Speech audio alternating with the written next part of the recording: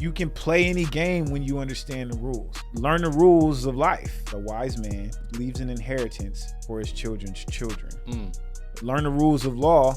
You don't have to be a lawyer to do it. But I had a client who never been in trouble before, licensed gun owner, but he was stopped and he had his firearm on him. I'm talking to people and dealing with people as they're navigating sort of their worst or lowest, lowest points. Thinking about your death, thinking about your mortality, thinking about your freedom, thinking about your liberation. I've fashioned myself as developing a gift for helping people navigate low periods. So whether it's criminal defense and litigation there, or on the civil side where you're doing the estate planning, what are some of those areas that people need to know more about that's actually going to help them? Welcome to another episode of the Disciplined Man podcast, where we talk about discipline, mindset, and the profound impact they have on manhood. We know manhood doesn't look the same for everyone, and real strength lies in authenticity and personal truth. So join us for another enriching conversation about how real men think, how we feel, and how we navigate the complexities of modern masculinity. Now, if you are in a space you're struggling to understand what's happening in today's environment, you're struggling to understand law, you're struggling to have the proper mindset about entrepreneurship, today's guest is probably the person that you want to listen to. I think back to a few years ago when I met this guy, and just hearing him talk, I'm like, what doesn't this man know? Because just hearing him talk about his expertise and then the passion that he has for people, the passion that he has for the work that he does, thinking about doing it creatively, courageously, and with compassion, and just understanding what he needs to do to serve people. Today's guest is actually a University of Alabama law school graduate, a Los Angeles native, the founder and managing attorney of Adams Law, Mr. Eric Adams. Roll Tide. Thank you for having me. I appreciate you throwing that in there. There he is. So on that note, Saban's gone, bro. How you feel? I mean, it's always good to know and to leave on your own terms. For sure. Know? And I think Coach Saban realized the landscape changing, and his age. And I have no doubt he could survive in the NIL era, because people like to be around greatness, For sure. And there's a price and a value to that, but he's old, man. He's accomplished everything he wanted to accomplish. Good for him, man. Right off into the sunset. He got the field named after him. So he'll be a god in Tuscaloosa for forever. So and he has like 70 dealerships there. He's good, a staple. He can do no wrong in Alabama, man. To anybody, and that's telling you a lot from that state. For sure. And so I don't think I've ever asked you this. Mm-hmm. How did you get from LA to Alabama in the first place? Great question. So my parents met in LA. And it helps to explain kind of my parents' background. Right. Because my mom was born in Costa Rica. My dad was born in Maryland. My dad moved to California, Pacoima area when he was like 2 and grew up there, went to high school. My mom moved from Costa Rica to Brooklyn when she was 7, then moved from Brooklyn to LA when she was 18. Gotcha. Met my dad. And so my mom has always been like this huge go-getter. So she was working like a accounting job and just all of a sudden decided she wanted to go into real estate. And became a real estate investor, got her license, got her broker's license. And she had a friend that invited her to buy property in Birmingham. Mind you, we knew nothing about Birmingham. I'd never been to Alabama, never wanted to go to Alabama, Still don't, probably. Yeah.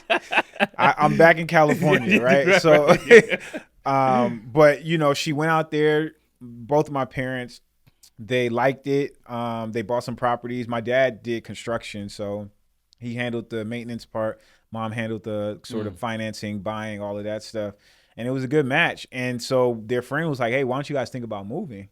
And they said, well, we'll be closer to properties and whatever. And so they did it. And it's interesting because I point that out because that was part of the reason that made me so comfortable with going wherever I needed to go to be successful. Seeing my parents do that at a young age. So that's pretty much how I got to Alabama. Yeah. I love that story. And you just talked about success here. What does success actually look like for you right now? Because you got a lot going on, bro. Just to give a backstory, I hadn't seen Eric in a while, and then I was driving downtown LA one day. My boy's leaving the courtroom. I'm like, yo, is that Eric? And my boy's just walking down the street. But what does success look like for you right now? Success to me is always about the people closest to you having the most respect for you, right? Like, and that is my clients, first and foremost, my wife, right? Yep. Like respecting me as a man, as a father, as a husband, my parents, but even my clients, like, attorneys that I work with. And to me, that is the ultimate success, because everything else is sort of like, it's fleeting. Like things come and go. Like business is good sometimes, business is down. But, keeping your reputation intact, having people who respect you as an individual, as a human being, I think is probably the best definition of success I can come up with. Yep. So I try to live by that. Yeah. And respect is obviously huge, which we'll touch on something later that I found that I think will speak a lot to that. But in addition to just the respect factor, sure, your journey is quite different than it was 5 years ago, like when we first met. Yeah. Walk me through what has happened in the last 5 years, and like where are some of the challenges that occurred for you? For sure. I come from a family of entrepreneurs, so I think I always knew that I wanted to go that route. Yep. I didn't quite know when, and I think, like a lot of people, the pandemic kind of put me in a place mentally to start thinking about, what do I really want to do over the next 10 years, because I just have like time and space to kind of tackle that. And I started thinking about it and realized that, I found my life partner, we started a family, and I was in a place where I felt comfortable branching out into entrepreneurship full time. So, that kind of spawned it. And then from there, it just, I'm like, okay, well, what do I need to do? Yep. Start talking to mentors, one of which we know, AD. Shout out to AD. Shout out to AD. Has been big, really instrumental in my life and in terms of starting my own firm, really, among other things. But, once I started, I saw somebody who had done it. I was able to model it a bit after them and work with them as well. And then, I just hit the ground running, man. And just, so that's changed, because I no longer work a 9 to 5. I was working for the government for 8 years at the point that I left, and really enjoyed it. But I just had dreams of something bigger, and different. And so just started laying the groundwork for it. For sure. Yeah. And speaking of AD, you were supposed to be on the podcast too, bro. I don't know, like, what's happening with you. Like, we'll figure it out. But we also used to do a podcast, which just happened to be short-lived in the sense for us all to be able to connect, which was called Sounding Black, and just getting people to understand that there's a wide spectrum of what Black looks and sounds like. And there are some things that you would say, and I'm sitting back like, man, who is this dude? Like, where do we find him? But you just come with just a breadth of knowledge. And obviously with knowing you in that aspect, I'm like, I'm not surprised to see you where you are. But I think for all of us, there's all these different challenges, as you mentioned, that we face during COVID. And I know one of them for me was being disconnected from people. How does that compare to your experience? In terms of just being like disconnected, and like the results that happened when you were on that journey trying to figure out what things look like, as you mentioned, trying to plan for like the next 10 years of your life. Yeah, I mean, it was tough. I mean, my family, I'm the only one in my immediate family that lives in California. My wife's family is in Chicago. So I think, during the pandemic, there was a lot of just us time. And I think, just not, and I'm very family oriented, as my wife is as well. So not being able to, travel, not being able to go see, family members and things like that was feeling disconnecting. But I mean, it also gives you the opportunity to connect in other ways, which is, connecting to my business, like connecting to my wife, and things like that. And then ultimately my son, who was born at the time, so it's all about, for me, just, that saying about, you can't, things that happen to you, you can't control, but you can control how you respond to them. And so I think the pandemic really put that in perspective for me in a real way. And speaking of responses, we talked a little bit about your new journey. Yeah. Which was new in the sense that over the last 4 or 5 years as a girl, you just became a father 2 times over. 2 times, man. What has happened since then for you? How has life changed? Life has been better, for sure. Yeah. I mean, it's been harder, for sure. Having a responsibility of two boys, is not lost on me. Especially because I came from a family where my father was so involved, and I'm one of 4 boys. So, to me, it's like, I can't live that down, like I have to take that, run with it, and exceed it, And so, it's been good though. I mean, I have a 2-year-old now, and then I have a 6-month-old. So they're literally 2 years apart, like almost to the day. Yep. And so it, figuring out their personalities, seeing myself in them, especially my older one, seeing, like, now that he's kind of developed more of his personality, and seeing my mom with him, she's just kind of reminding me, like, oh yeah, now you're getting back what what you gave me. But you see the intelligence, you see the curiosity, you see the athleticism, you see a lot of those things that I hope are improved versions of myself, and so I figure my job now is to nurture that in any way I can, and most importantly, to be available for them. So, I mean, I have a feeling how you might answer this, but I'm going to ask you anyway. Why is it so important for you to be available?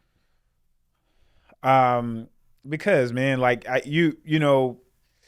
proximity to anything is how you get to know it, know? And so it's the same with your children.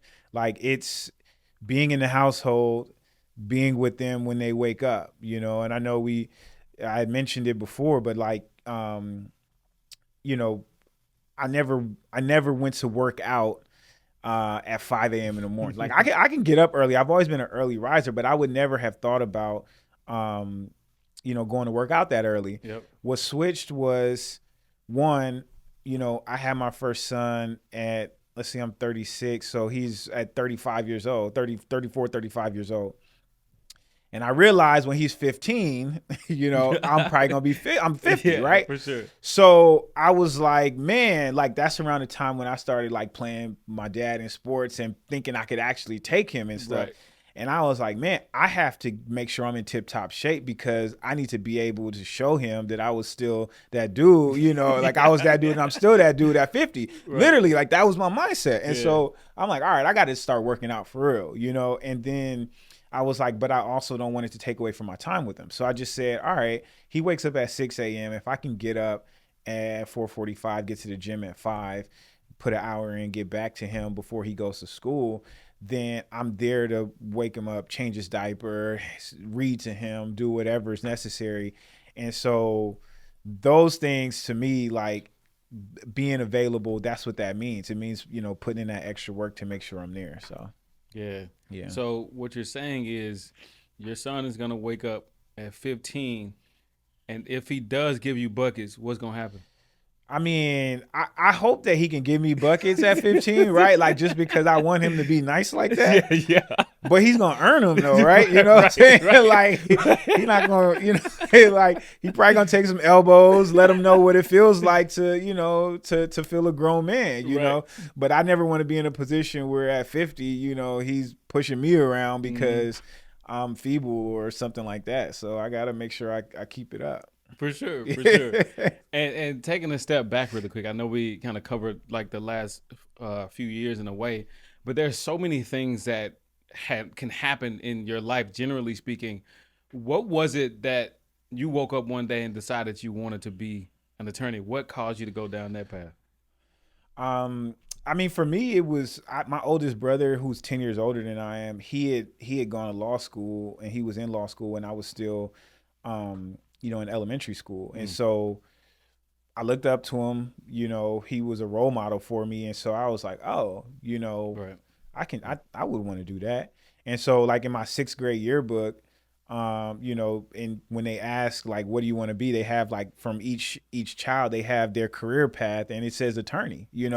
And so, but back then you're just like, I want to be an attorney, right?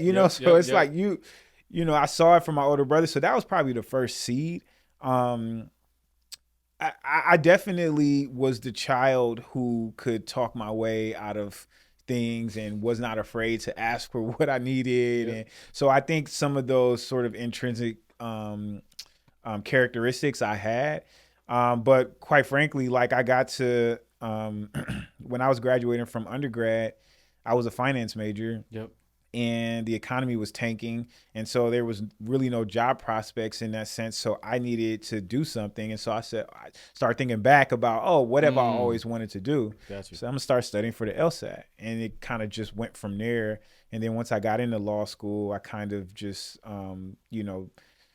saw what I liked and ended up in basically litigation and have been there pretty much ever since. That's crazy. Because, I mean, you also do criminal defense and estate planning. Yeah. So there's a ton of challenges, which I think we should get to here in a second. Mm-hmm. But I also know you mentioned a second ago, we have a mutual friend / mentor / all of this that we share. And there's some things, obviously, I have conversations because he's like 56. I'm just playing. But on a serious note, just thinking back to like that journey in becoming the founder and managing partner for Adams Law, you're reaching out to a mentor and you're reaching out to somebody who's already done it. How important is having someone who's already done it? How important is being able to talk with somebody through a journey like entrepreneurship? Is that for men specifically? Oh, it's invaluable. Yeah. I mean, it's invaluable. Like you can't put a price on it. And to have somebody who has that experience, who's willing and able and just open to offering their time like that. I mean, there's so many things that AD saved me from by just me picking up the phone and calling him. And, I probably don't call him enough, and because I know he would pick up whenever I call, but you can't, because it's, they tell you not to reinvent the wheel. Sometimes you're going to see things your own way. That's the journey of entrepreneurship. Yep. And no entrepreneur's path is the same. Everybody sure. has different paths. Things happen, life experiences, whatever. But having somebody that I can call to say, where do I serve this entity? Like who's done it before? You can't put a price on that. Like, how should I form my entity? Like, what should I do here? And can send you material so you can read and research and things like that. Invaluable, bro. Absolutely. And thinking in those terms too, what do you feel, at least over the last, let's say, year or so, has been like the biggest challenge for you that having someone that you can call has allowed you to overcome? I think delving into a new practice area. I've found that in criminal defense, like I have a lot of litigation skills just because I've tried a lot of cases for someone at my experience level. Yeah. But there's also some, it can be intimidating transitioning from criminal into civil.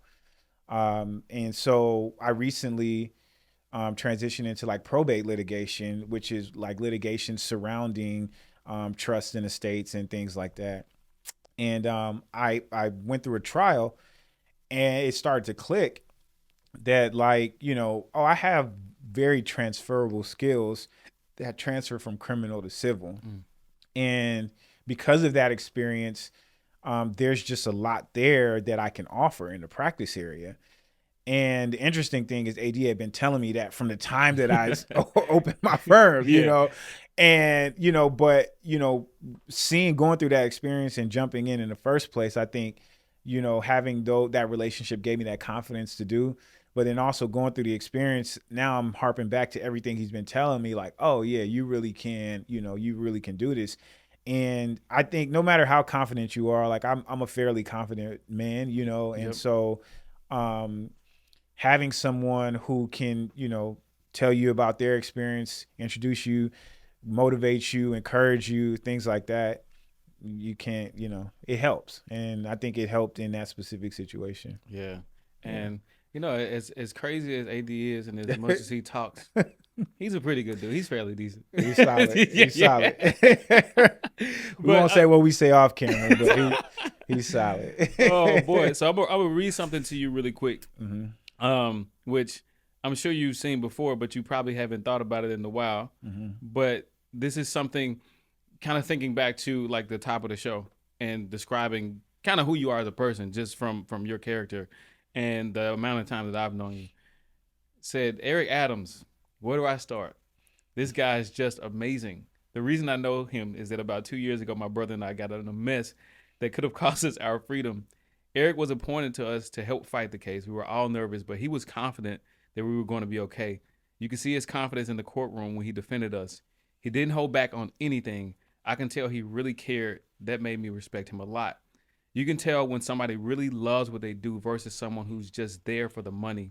He was always on time, always there if we had any questions, and always had good energy through it all. I'm very thankful and grateful for him. He helped my family and I through a tough situation and made sure we were straight. I have a lot of respect for him. Eric's a stand-up guy. When you hear that, how do you feel, bro? It feels good. Yeah. I mean, it feels good because I, in reading that, I know who it's from. I know the case. I remember it like it was yesterday, and, it was, my client was scared. He was barely over 18 and pretty scared, and his family was scared. But, I just kept fighting for him and fighting for him. And, it's good to hear him say that, because I felt that, I put my heart and soul into his case, and to feel that it was, he felt the same way. Yeah. And for him to write that it's meaningful, and so it's good because at the heart, like I signed up to be an attorney. I went through all the schooling, took the bar and all that to help people, and yes, there's a business aspect to it that, sometimes I don't even stick to like I should, but it's because the people to me are always the most important, and like you try to figure out how to manage and balance both of those aspects, but people will always overwhelmingly be more important to me than dollars, because that's just the way I was raised and I'm wired, so it's nice, man. It's nice, bro. Is that the California or the Alabama or both? Just the way you work with people.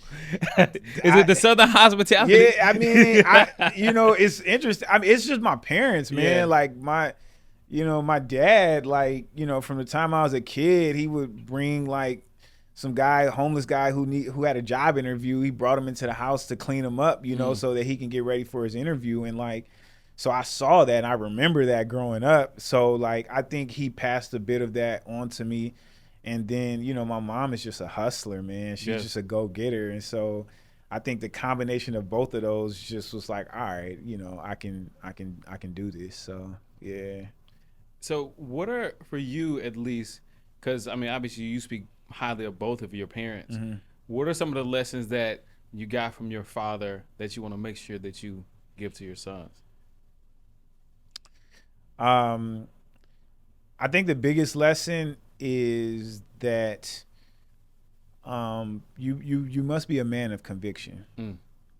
And when I say conviction, I mean like have a firm belief in who you are, what you value, what you stand for, what you won't take, what you'll take, what you won't take, what you do, what you'll do, what you won't do, those types of things, because the world can pull you in all kinds of different ways. Sway your belief systems, and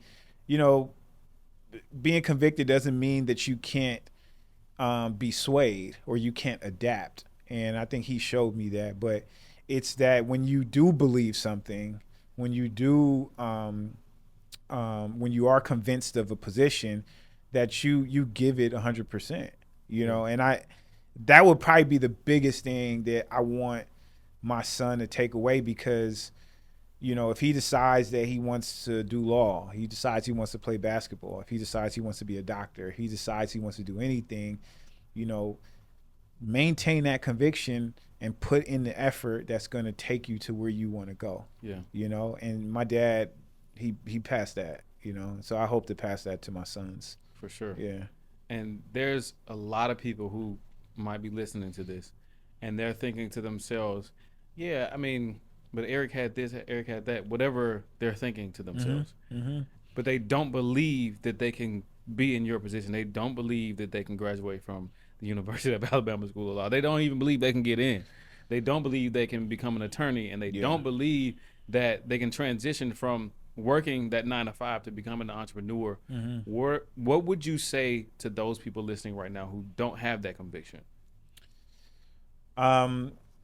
You know, assess your mental. I think one of the best things I probably started doing is find a task or a hobby or something that you like and pour yourself into it, right? Like, a part of my convictions came from things that I've done, you know, as a kid that I went through the throes of trying to be better at, right? Like, and I mean, for some reason, like, maybe if you don't have a parent who says you have to do this, you know, fine. But if you're listening to me, find something that you can commit yourself to and commit yourself to it. Like, you know, for instance, like, my mom said, if you guys are going to play an instrument, you can choose your instrument.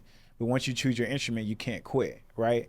And so at a very early age, I started playing the flute, and I wanted to quit because it was very, very difficult. She wouldn't let me quit. And I had to practice until I had this breakthrough one day. And then next thing you know, I'm like second in the district as the flautist, you know, and like, you know, like playing in colleges, weddings to this day, you know.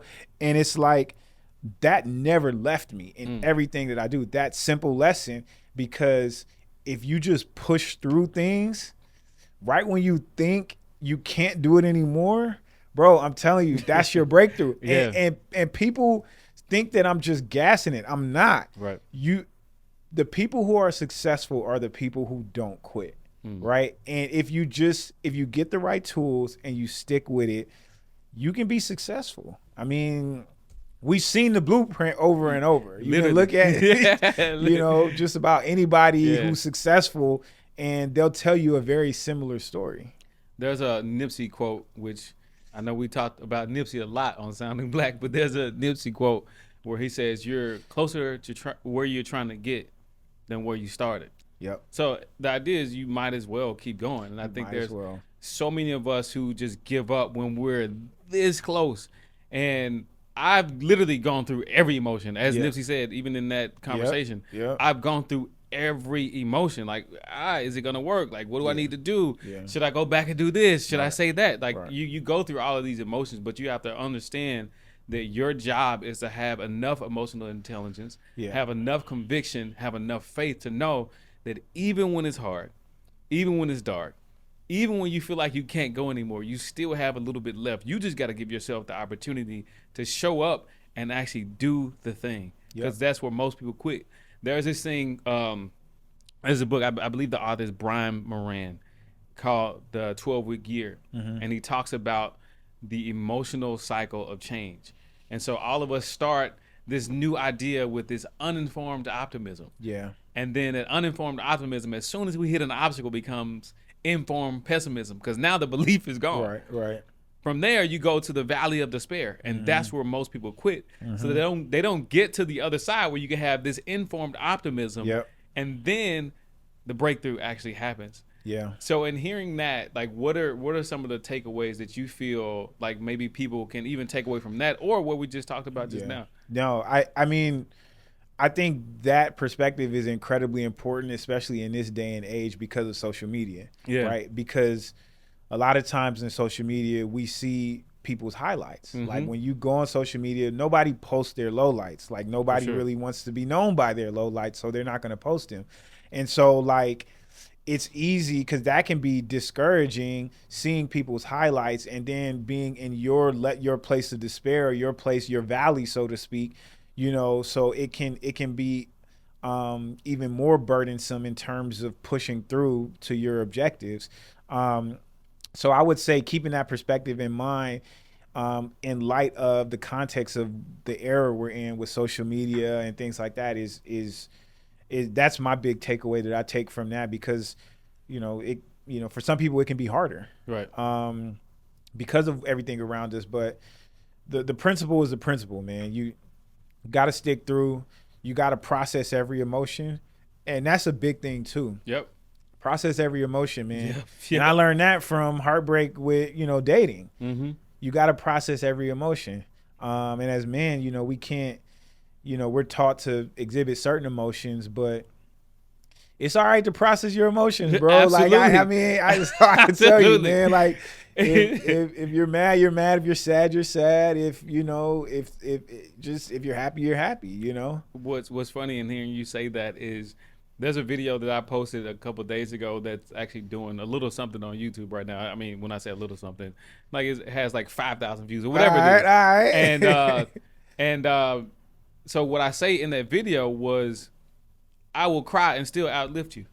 Exactly. I will cry and still put the boxing gloves on with you, because I don't care. I'm willing to process that emotion. Yeah. But one of the comments though, somebody said that men are told that they shouldn't go through their emotions, but you don't understand anger is also an emotion. Yep. So you feel like you have emotional control, but you actually don't, because all of that you're harvesting and turning it into anger. Yep. And so I also talk about this idea of therapy is not just for you, it's for you for sure, but it's also for the people that you're going to impact. It's for your wife, it's for your kids, it's for your nephews, it's for your nieces, it's for your dad, it's for your mom, because you have to tap into a level of you that's willing to not only go through those emotions, but understand what they are, why you feel them, and how you can navigate them moving forward. Because that's the only way you can actually properly serve the people in a way, because you're saying, okay, I love myself enough to actually process this emotion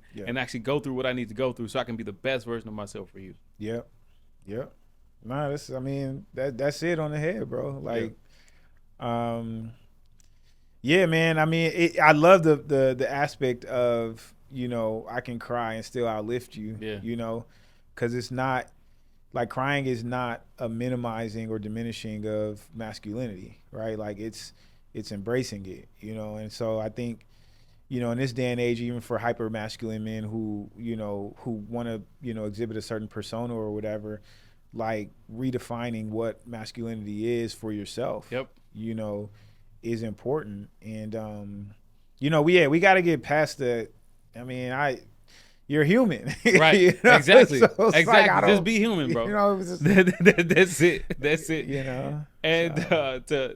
To kind of get a little bit closer to what I mentioned that we would talk about, like, people trust you with their lives on like multiple sides. And another one of the reviews about you is like people talking about, hey, I will trust this man with my life, and which they did. So whether it's criminal defense and litigation there, or on the civil side where you're doing the estate planning, what are some of those areas that people need to know more about that's actually going to help them? About those specific areas? Yeah. I think on the criminal side, I think definitely understanding what interactions with the justice system are and what the rules are.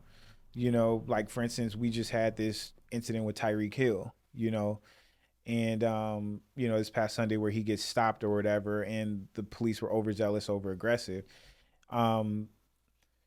Understanding what your rights are and what you're allowed to do, what you can't do, I think is important. And I don't get me wrong, I think the cops were completely out of line in the way that they approached the situation. And I think that will be borne out once, the facts and whatever come out, but there's value in understanding that, look, there are only three types of interactions with police. There are consensual interactions, there are detentions, and there are arrests. Those are the only interactions that you have with police.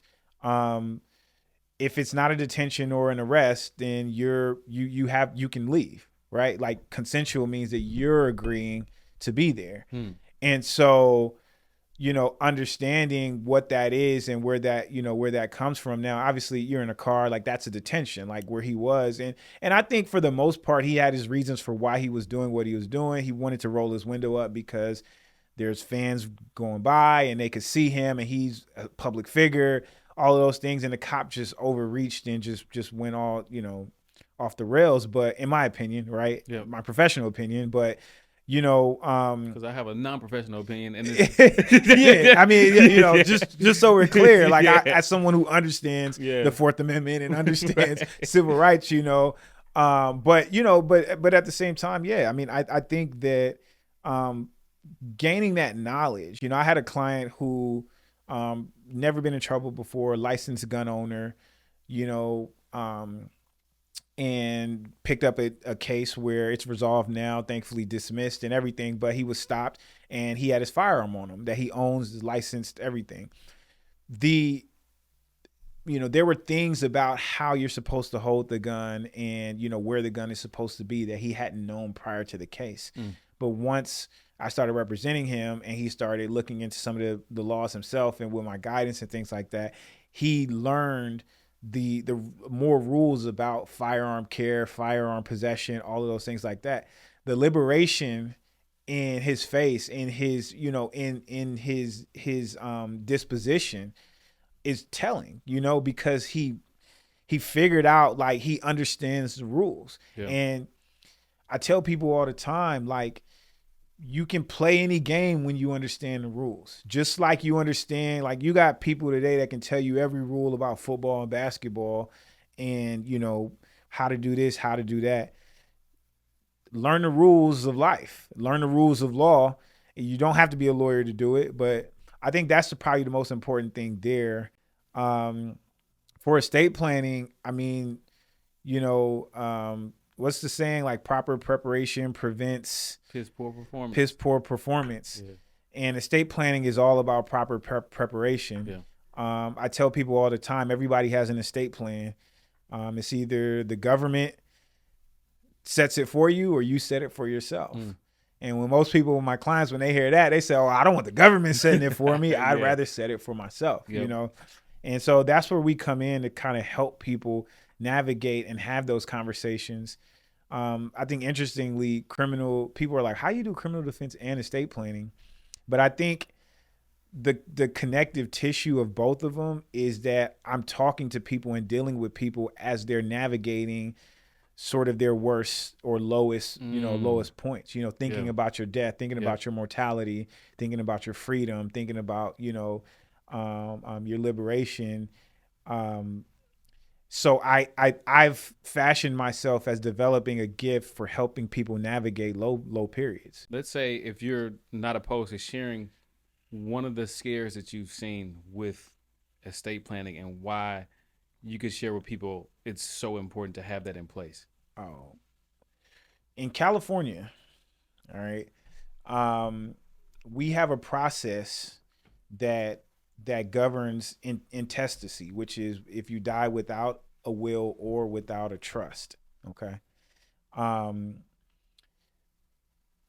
The average real estate in LA is probably, I think, is $1 million, something around there, right?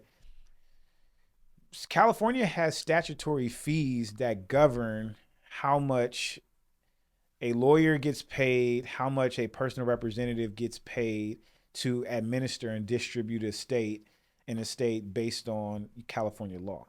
So this is assuming you don't have a trust that already designates somebody and tells that person what to do with the property, right?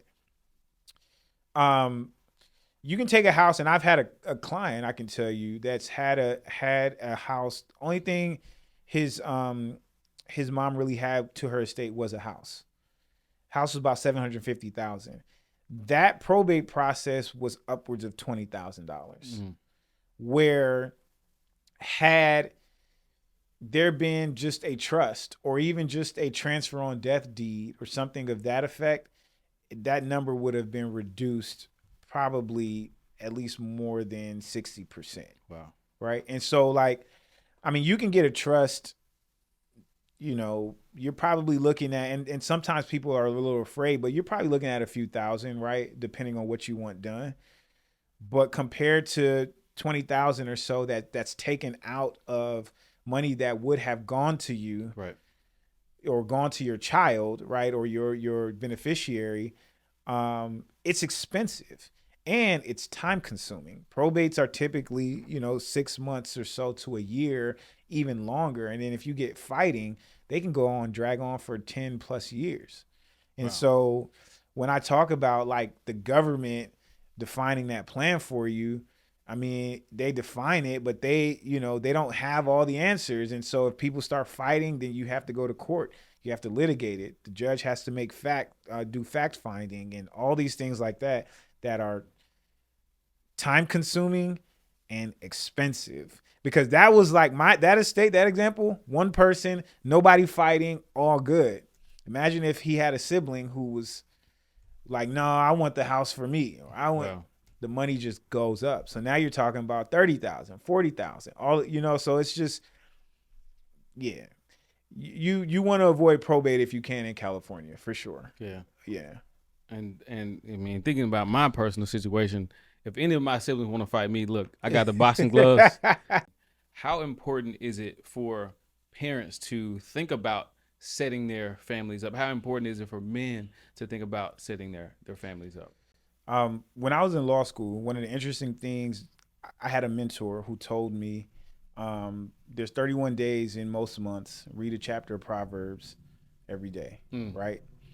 And one of the things that I remember reading in Proverbs, where it talks about a wise man leaves an inheritance for his children's children, right?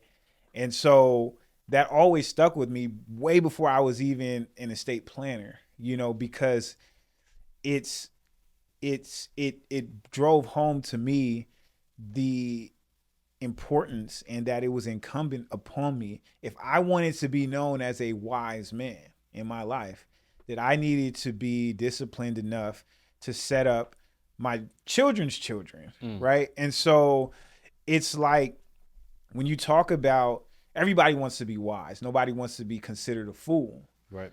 But when you talk about what it takes to be wise, that imposes a duty on every person, especially men who, and I mean, everybody, household is different. I'm not speaking on household dynamics, Right, but, right. As a man in my household, it's incredibly important for me to be disciplined enough to set up an inheritance for my children's children. And that means, having those conversations with my wife, talking about our finances, talking about our goals, not living above our means, and ultimately setting our children up through estate planning, to be in a position to where they can seize on that, hopefully have the intelligence and the wisdom to take that and then create wealth for their children's children, And so, yeah, it's, if you want to be wise,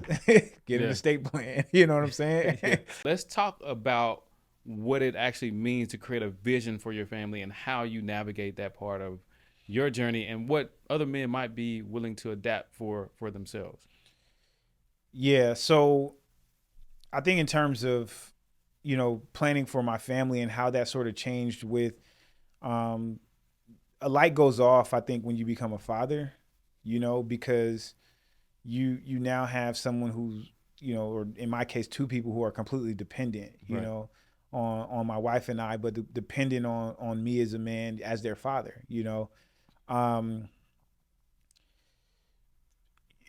So I'm gonna be a bit vulnerable here in that, when I grew up, and you can talk to anybody in my family, they'll tell you that I've always had issues with anger, right? Not being able to control my anger, not being able to, and even because I can be like animated, even when I'm not really angry, people perceiving me, Right. In a certain way that could be perceived as a threat, and so, I've learned how to navigate that through my adulthood.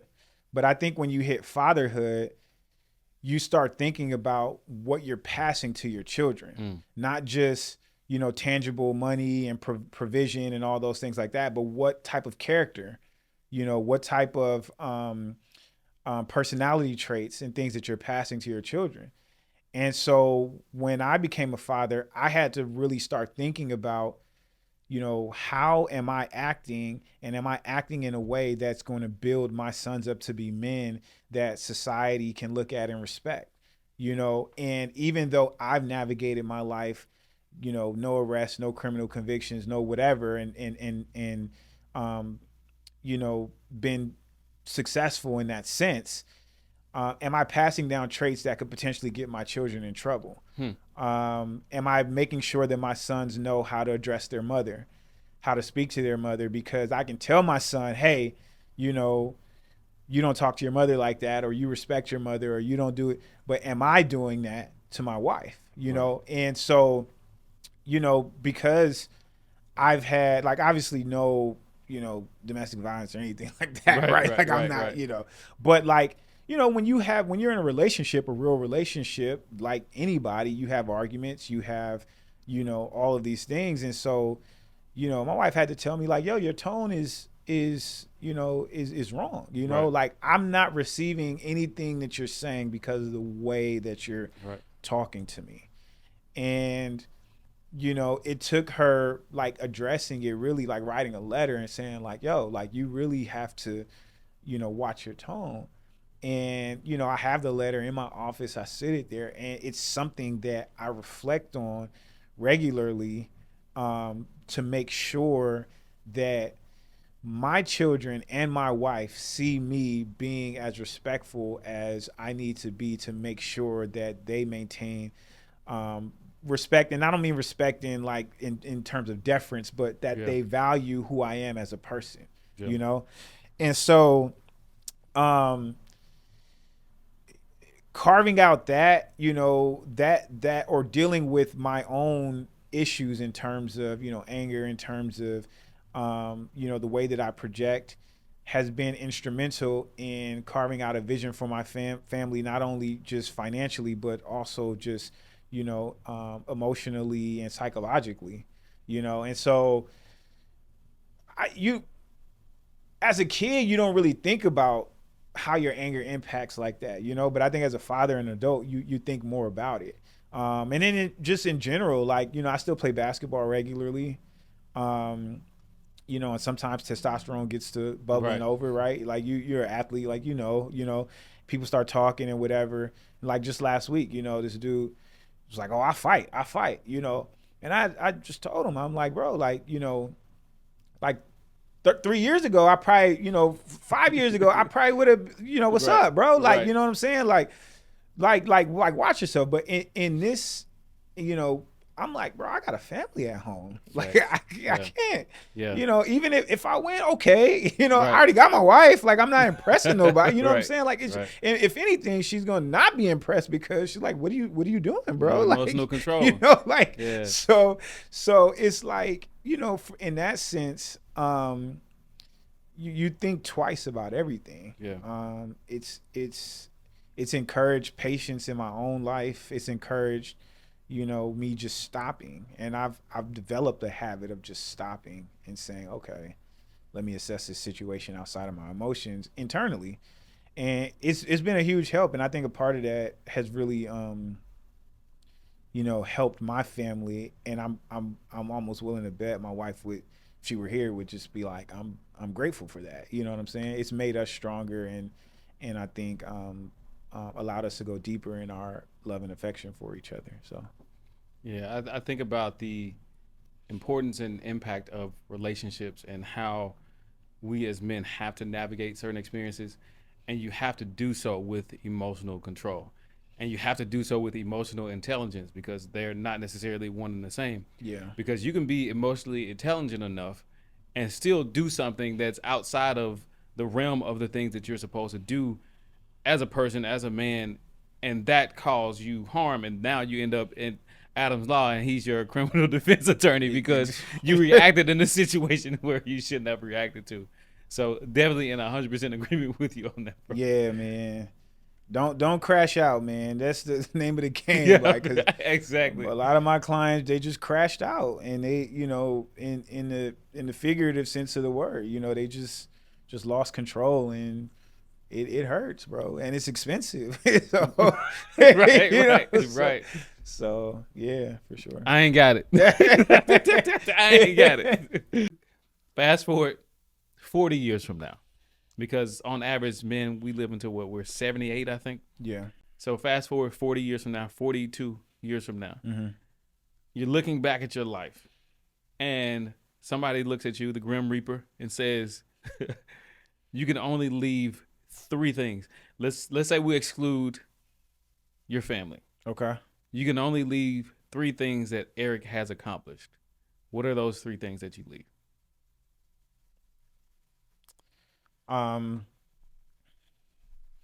Hopefully my law firm, right? Like, I would hopefully like to leave that.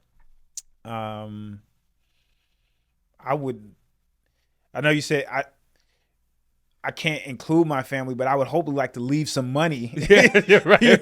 Fair. To set up generations, after me. I mean, and I think that's probably my biggest goal. Yeah. Because I know how powerful it is to be able to do that. And then